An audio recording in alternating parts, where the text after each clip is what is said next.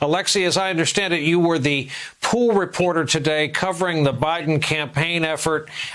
Even if you talk atmospherics and tone and tempo, as I'd like you to do, what was that like? What did you glean from that experience?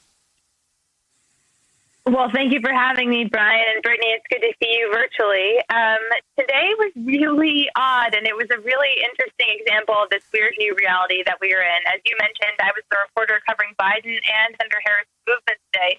So, I'm very grateful that I was one of only 30 reporters who got to watch this speech that Harris gave in person live from the Chase Center here in downtown Wilmington. But, that was the really kind of striking thing. She gave this really fervent, passionate speech to a completely silent room. And, the really kind of funky thing at the end, Brian, was after she gave the speech, and this is something that we got to see that I don't know if other folks got to see because I wasn't watching on TV, but you see Senator Harris standing on that stage, turning to the big projection screen that shows all the folks at home watching in their Zoom boxes and giving her kind of a virtual round of applause.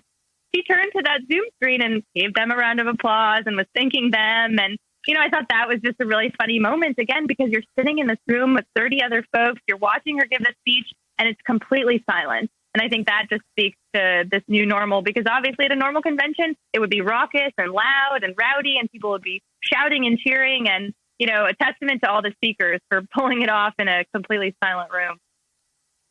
Indeed, to your point, Alexei, somebody tonight tweeted out the reverse view, what it is that Senator Harris was looking out at. And, this is the life we've chosen or had imposed on us. Empty rooms, odd backdrops, no applause, stirring lines delivered to absolute silence in the room.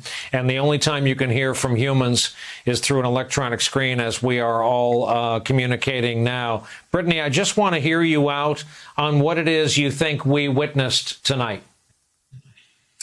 Well, I think we witnessed a number of things.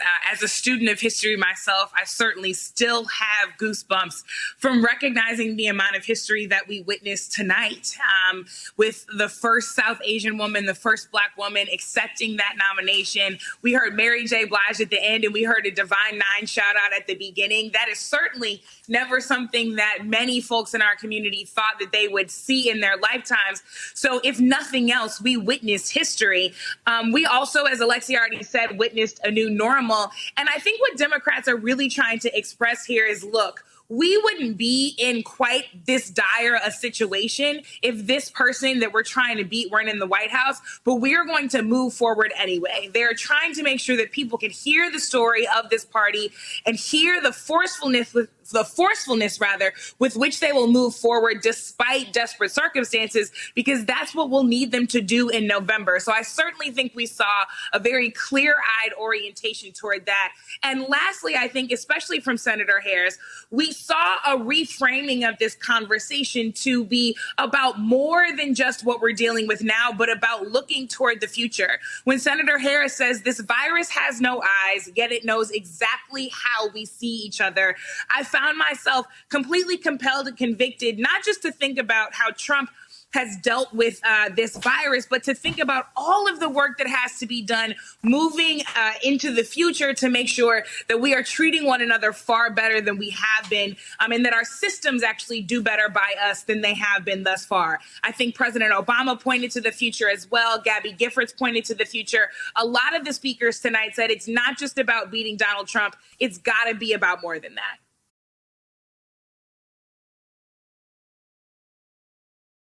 Hey there, I'm Chris Hayes from MSNBC. Thanks for watching MSNBC on YouTube. If you want to keep up to date with the videos we're putting out, you can click subscribe just below me or click over on this list to see lots of other great videos.